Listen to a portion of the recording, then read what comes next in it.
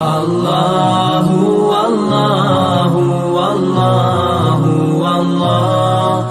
بیرون ملک سے کسی کے بزرگ نے، والد نے یا کسی کے بیٹے نے آنا ہو تو وہ 2 ماہ قبل ہی آنکھیں فرش راہ کیے ہوتے ہیں اور گن گن کے دن گزار رہے ہوتے ہیں، اور جو ہی لمحے قریب آتے ہیں تو پھر گھڑیاں اور ساعتیں بھی گنی جاتی ہیں۔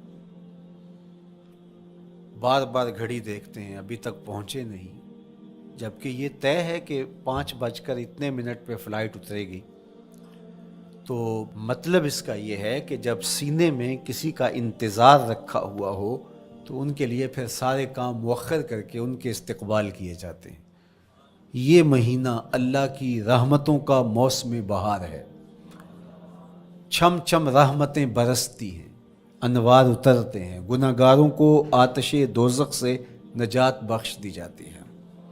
تو اس کا استقبال کرنا، اس کے لیے انتظار کرنا، گن گن کے دن گزارنا، لمحے اور ساعتیں بسر کرتے ہوئے بار بار ماہ سیام کا ذکر کرنا، یہ اس مہینے کے ساتھ محبت کی دلیل ہے، اور اس مہینے کے ساتھ محبت اللہ سے محبت کی دلیل ہے۔ اس لیے اس مہینے کا استقبال کرنا، اس کے لیے تیاری کرنا، اپنے گھر کو صاف کرنا، اس کے لیے اپنی اولاد کے دل میں شوق پیدا کرنا اور ماحول پہلے پیدا کرنے کی کوشش کرنا، تاکہ جو ہی یہ ماہ جلوہ گر ہو تو روزہ رکھنے کا مزاج پیدا ہو چکا ہو، تلاوت کلام مجید کا مزاج پیدا ہو چکا ہو، دیگر نوافل اور اچھے اعمال بجا لانے کی عادت پڑ چکی ہو۔ تو شعبان میں ہی اس کی تیاری ہوتی ہے تاکہ رمضان المبارک آتے ہی ہم پوری طرح سے مستعد اور فعال ہو کر کے اس مہینے کی برکتوں کو سمیٹ لیں۔ اللہ کے محبوب علیہ السلام نے ارشاد فرمایا کہ جب ماہ سیام آتا ہے فتحت ابواب الجنہ، تو جنت کے 8 دروازے کھول دیے جاتے ہیں، اور جنت کے 8 دروازوں میں سے ایک دروازے کا نام باب الریان رکھا گیا ہے، جو صرف روزہ داروں کے اعزاز و تکریم کے لیے ہے۔ روزہ دار اس دروازے سے گزر کے جنت جاتے ہیں۔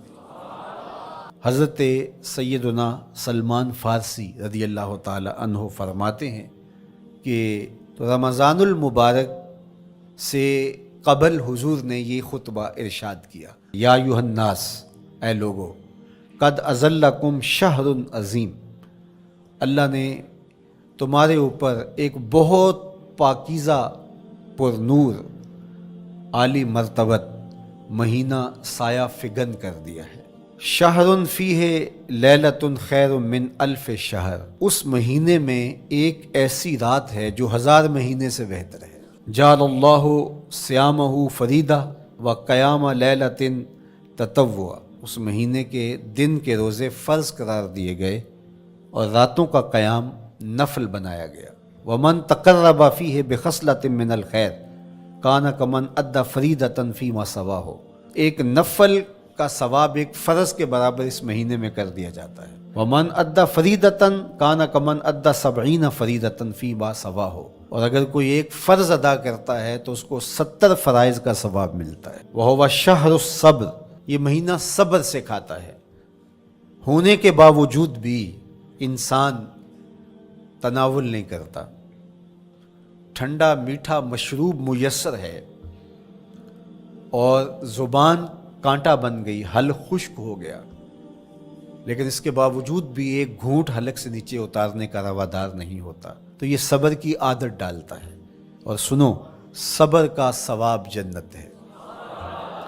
وشہر المواسات، اور یہ ہمدردی کا مہینہ ہے، باہمی پیار کا مہینہ ہے، الفتیں بانٹنے کا مہینہ ہے، نرم دلی کا مہینہ ہے، ایک دوسرے کے احساس کا مہینہ ہے۔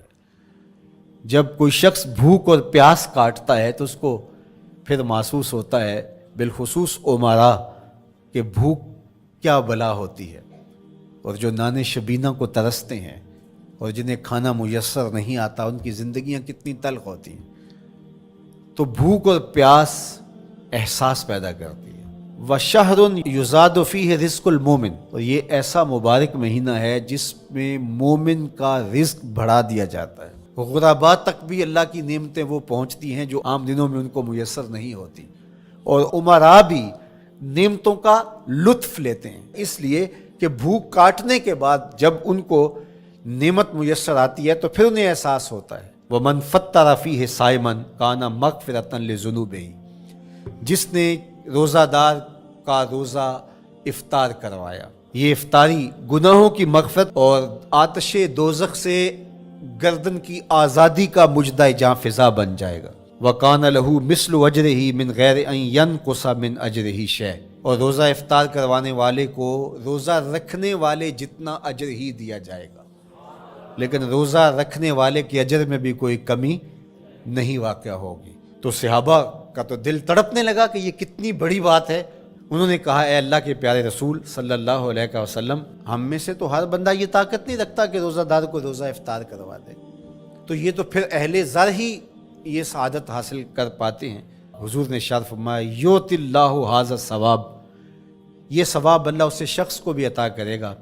من فطر صائما علی مذقۃ لبن او تمرۃ او شربۃ من ماء، جس نے کسی کا روزہ ایک گھونٹ دودھ سے کھلوا دیا یا ایک کھجور سے کھلوا دیا یا پانی کے ایک گھونٹ سے اس کا روزہ افطار کروا دیا۔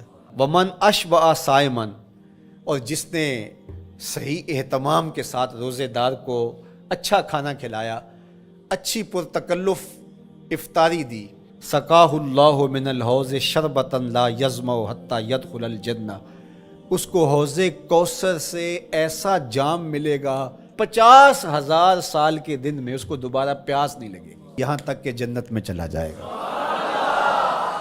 فرمایا وَهُوَ شَهْرٌ أَوَّلُهُ رَحْمَةٌ، یہ وہ مہینہ ہے جس کے پہلے 10 دن رحمت ہیں، اور اس کا درمیانی عشرہ اوسطہ وہ مغفرت ہے، وآخرہ عتق من النار، اور اس کا آخری عشرہ جو ہے وہ آتش دوزخ سے نجات کا ضامن ہے۔